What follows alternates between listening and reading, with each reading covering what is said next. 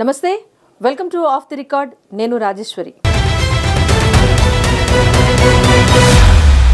ఎన్నికలకు ముందు ఒకలా, ఆ తర్వాత మరోలా తనను గెలిపిస్తే అవినీతికి చోటు ఉండదని వాగ్దానం చేసిన ఆ నియోజకవర్గమే ఇప్పుడు అవినీతికి అడ్డాగా మారుతోందా?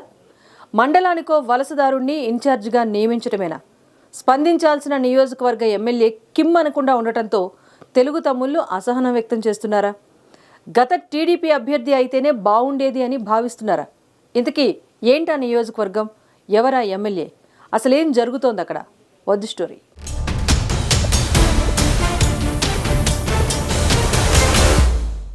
నెల్లూరు జిల్లా కోవూరు నియోజకవర్గానికి రెండో కోనసీమగా పేరుంది. అటు రైతులతో పాటు ఇటు చైతన్యవంతులకు కొదవలేని ప్రాంతం ఇది.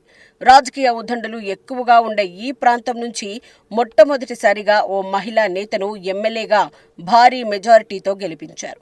ఆమె వేమిరెడ్డి ప్రశాంతిరెడ్డి. అవినీతి రహిత, వివాదరహిత కోవూరుగా తీర్చిదిద్దటమే తమ ధ్యేయమనే నినాదంతో ఎన్నికల బరిలో నిలిచి విజయం సాధించారామె.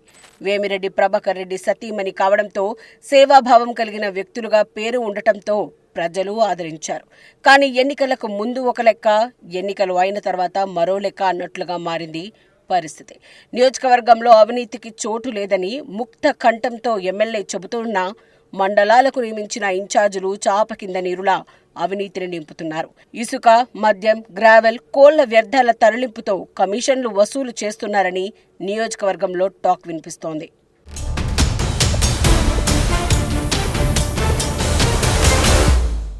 ఇన్ఛార్జీల వ్యవహార శైలిపై నియోజకవర్గంలో కొంతమంది తెలుగు తమ్ముళ్లు తీవ్ర అసహనం వ్యక్తం చేస్తున్నారు. మండలంలో ఉన్న నాయకులకు కాకుండా ఇన్ఛార్జీలకు పెత్తనం ఏంటని ప్రశ్నిస్తున్నారు. ఇదిలా ఉంటే ఇటీవల ప్రకటించిన మండల అధ్యక్ష పదవులలో సీనియర్లకు కాకుండా అనుభవం లేని కొంతమంది వలసదారులకు ఇవ్వడం పట్ల కూడా తెలుగు తమ్ముళ్లు గుర్రుగా ఉన్నారు. ఈ నేపథ్యంలో నియోజకవర్గంలో ఎమ్మెల్యే పట్ల తీవ్ర వ్యతిరేకత మొదలైంది అన్న చర్చ నడుస్తోంది. మరోపక్క వైసీపీ పార్టీ నియోజకవర్గంలో విస్తృతంగా కార్యక్రమాలను చేస్తూ ప్రజల్లోకి వెళ్తున్నారు. ఇది ఇలాగే కొనసాగితే రానున్న రోజుల్లో కోవూరులో టీడీపీకి గట్టి దెబ్బ తగులుతుందని గుసగుసలు వినిపిస్తున్నాయి.